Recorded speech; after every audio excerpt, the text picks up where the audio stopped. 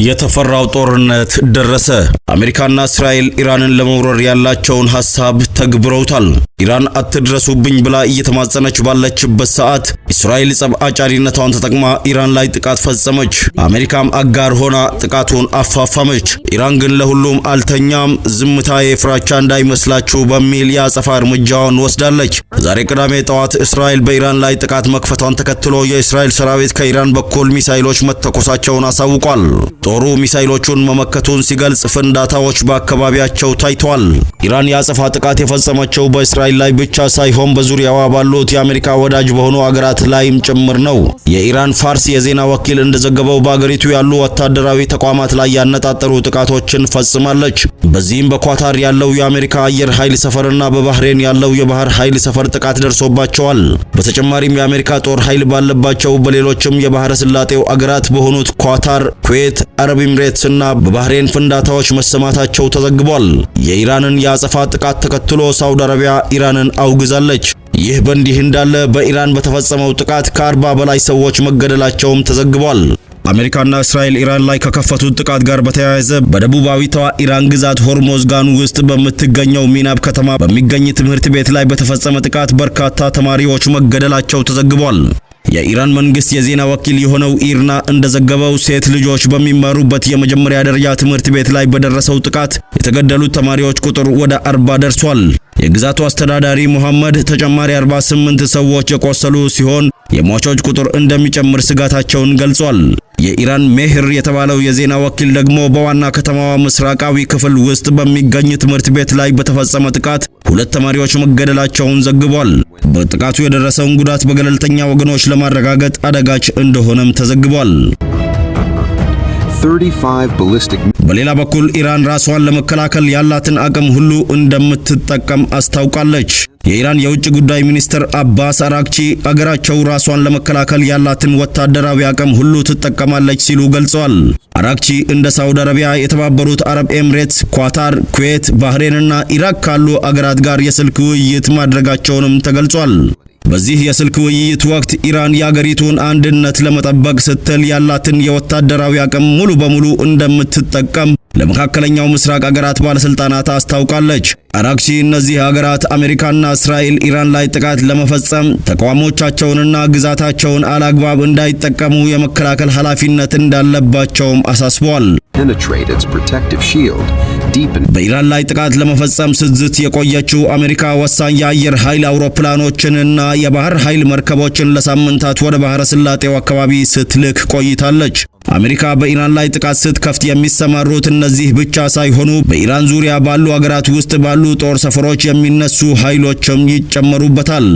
በዚህም ምክንያት ዛሬ እስራኤልና አሜሪካ ኢራን ላይ ጥቃት ሲፈጽሙ ኢራን በአጸፋው በዙሪያዋ ባሉ አገራት ውስጥ በሚገኙ የአሜሪካ ጦር ሰፈሮች ላይ ሚሳኤሎችን መተኮሷ ተዘግቧል። ለመሆኑ በኢራን አቅራቢያ በመካከለኛው ምስራቅ አካባቢ ለአሜሪካ ጥቃት ወሳኝ ሊሆኑ የሚችሉ የጦር ሰፈሮች የት ይገኛሉ? የዚህ ምላሽም ሳውዲ አረቢያ፣ የተባበሩት አረብ ኤምሬትስ፣ ኳታር፣ ኩዌት፣ ባህሬን እና ኢራቅ ካሉ አገራት እንደሆነ ይነገራል። በኢራን ላይ ስለተፈጸመው ጥቃት የዓለም መሪዎችስ ምን አሉ የሚለውን እንመልከት። አሜሪካና እስራኤል በኢራን ላይ የፈጸሙትን ጥቃትና የቴህራንን ምላሽ ተከትሎ የዓለም መሪዎች መግለጫዎቻቸውን አውጥተዋል። የአውሮፓ ህብረት ኮሚሽን ፕሬዝዳንት ኡርሱላ ቮን ደር ሌያን የአውሮፓ ህብረት በኢራን ጨፍጫፊ ስርዓት ላይ ሰፊ ማዕቀቦችን መጣሉን አስታውሰው ሁሉም ወገኖች ሰላማዊ ዜጎችን እንዲጠብቁ እንዲሁም ዓለም አቀፍ ሕግን እንዲያከብሩ ጥሪ አቅርበዋል። በሌላ በኩል የጣሊያን ጠቅላይ ሚኒስትር ጆርጂያ ሜሎኒ ቢሮ በበኩሉ ለኢራን ሰላማዊ ዜጎች ያለውን አጋርነት በመግለጽ የሲቪልና የፖለቲካ መብቶች እንዲከበሩም ጠይቋል። ጽሕፈት ቤቱ ጠቅላይ ሚኒስትር ሜሎኒ ውጥረቱን ለማርገብ የሚደረገውን ጥረት ለመደገፍ አጋሮቻቸውና የቀጠናውን መሪዎች እንደሚያማክሩም ጠቅሰዋል።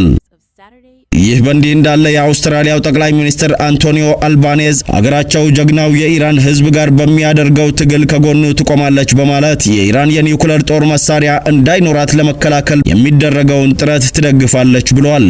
ይህ በእንዲህ እንዳለ የሩሲያው የውጭ ጉዳይ ሚኒስትር የአሜሪካና የእስራኤል ድርጊት ግዴለሽነት ነው ሲል በመጥራት ዓለም አቀፍ ሕግን የሚጥስ መሆኑንም ገልጿል። ሩሲያ ሁለቱም አገራት ፖለቲካዊና ዲፕሎማሲያዊ መፍትሄዎችን ማምጣት እንዳለባቸው ጥሪ አቅርባለች። ቀደም ሲል የዩናይትድ ኪንግደም መንግስት ቃል አቀባይ አገሪቱ ሰፊ ቀጠናዊ ግንኙነቶችን ማየት እንደምትፈልግ አስታውቀው ጥቅሞቻቸውን ለመጠበቅ ዝግጁ ነን ብለውም ነበር። Against what officials describe as the Zionist regime, meaning Israel and the United States. And retaliation appears to be underway. ይህ በእንዲህ እንዳለ አዳዲስ እየወጡ ያሉ መረጃዎች እንደሚያሳዩት እስራኤል የኢራን ጠቅላይ መሪ አያቶላህ አሊ ኻሜኒ ቢሮ ላይ ጥቃት መፈጸሟም ተነግሯል።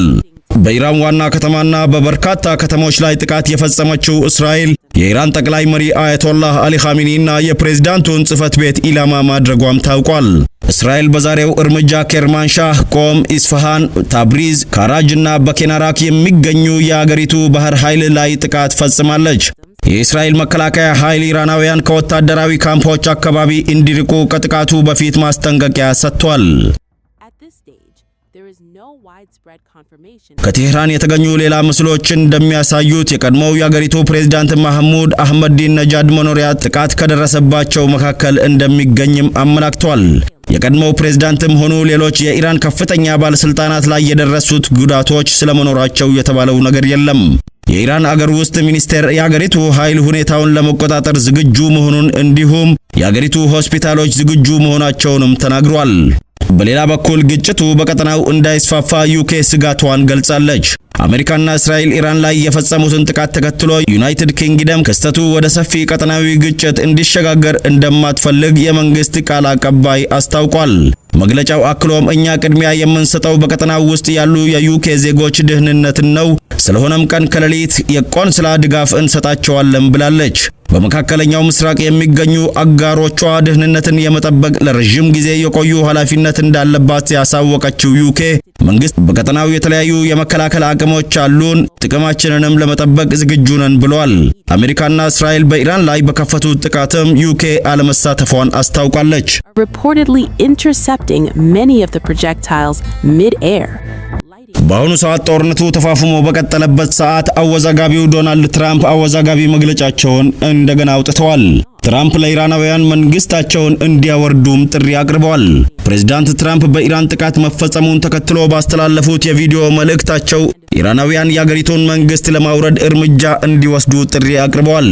ስንጨርስ መንግስታችሁን ከስልጣን አውርዱ፣ መንግስታችሁ ከመንበሩ ላይ ማውረድ የእናንተ ስራ ነው፣ ምናልባት በትውልዶች መካከል የሚገኝ እድላችሁ ሊሆን ይችላል ሲሉም ተናግሯል። ትራምፕ አክለውም የኢራን ኃይል አባላት መሳሪያዎቻቸውን ካስቀመጡ ዋስትና እንደሚሰጣቸው፣ አለበለዚያ ግን ሞትን ትጋፈጣላችሁ ሲሉ ዝተዋል።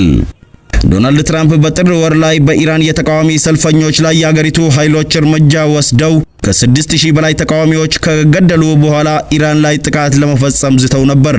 በወቅቱ ለሰልፈኞች ሞት ተጠያቂ የሆኑ አካላት ትልቅ ዋጋ ትከፍላላችሁ ሲሉ ዝተው ነበር። ተቃዋሚ ሰልፈኞቹን ድጋፍ እየመጣላችሁ ነው ብለው ነበር። ነገር ግን በማግስቱ የኢራን መንግስት ሰልፈኞቹ ላይ ግድያ እንደማይፈጽም ማረጋገጫ ማግኘታቸውን በመግለጽ ፊታቸውን ወደ አገሪቱ የኒውክሌር ፕሮግራም አዙረው ነበር። Residents are rushing into shelters as air defense systems activate.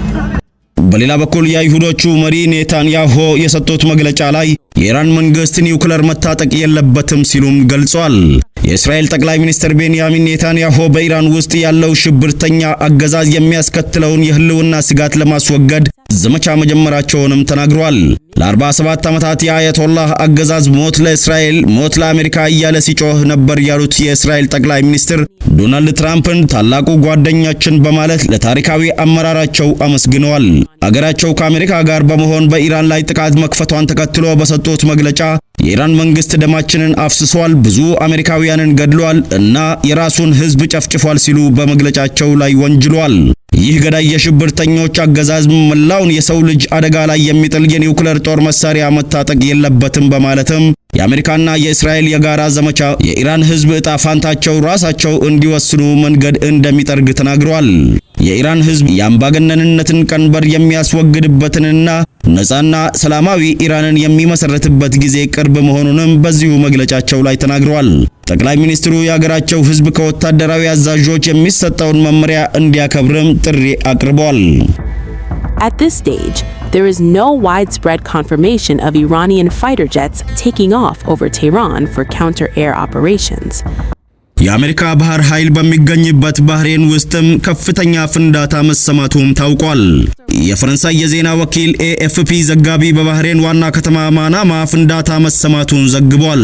የባህሬን አገር ውስጥ ጉዳይ ሚኒስቴር በኤክስ ገጹ ላይ ማስጠንቀቂያ ማስተላለፉን ተከትሎ የአደጋ ጊዜ ደውሎችም ተሰምቷል። ሚኒስትሩ ዜጎች እንዲረጋጉና በአቅራቢያቸው ወደሚገኝ የደህንነት መጠለያ እንዲገቡም አሳስቧል። የባህሬን መገናኛ ብዙሃን የአገሪቱን ብሔራዊ ኮሚኒኬሽን ማዕከልን ጠቅሰው የአሜሪካ ባህር ኃይል ለሚሳኤል ጥቃት ኢላማ መሆኑን ዘግቧል። አክሎም በሂደት ተጨማሪ ዝርዝር መረጃ ይሰጣል በማለት ከጥቃቱ ከማን እንደሚፈጸም ሳይጠቅስ አልፎታል። ህዝቡ ከሚመለከታቸው አካላት የሚሰጡ ማስጠንቀቂያዎችን እንዲከተል እንዲሁም ከይፋዊ የመረጃ ምንጮች የሚገኙ መረጃዎችን ብቻ እንዲጠቀም አሳስቧል። ባህሬን የአሜሪካው ባህር ኃይል 5ኛው መርከበኛ ምድብ ዋና መቀመጫ ናት። በጉዳዩ ላይ የአሜሪካ ጦር እስካሁን የሰጠው መግለጫ የለም።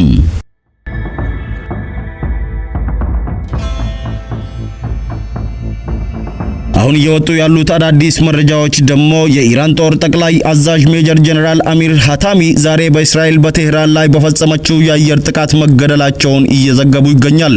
የተረጋገጠ መረጃዎች እስካሁን ባይኖርም ይህ ጥቃት የተፈጸመው በአሜሪካና እስራኤል የተቀናጀ ወታደራዊ ዘመቻና ፕሬዝዳንት ትራምፕ በኢራን የመንግስት ለውጥ እንዲደረግ ጥሪ ካቀረቡ በኋላ ነው።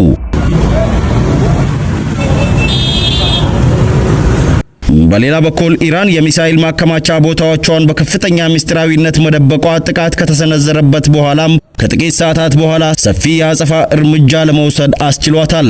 ይህ ስትራቴጂያዊ ዝግጅት በጦርነቱ ሂደት ላይ ትልቅ ለውጥ ማምጣቱን የጠቀሱት የምዕራባውያን መገናኛ ብዙሃን ምንጮች ኢራን በአሁኑ ወቅት ወታደራዊ የበላይነት እየታየባት መሆኑንም እየዘገቡ ይገኛል።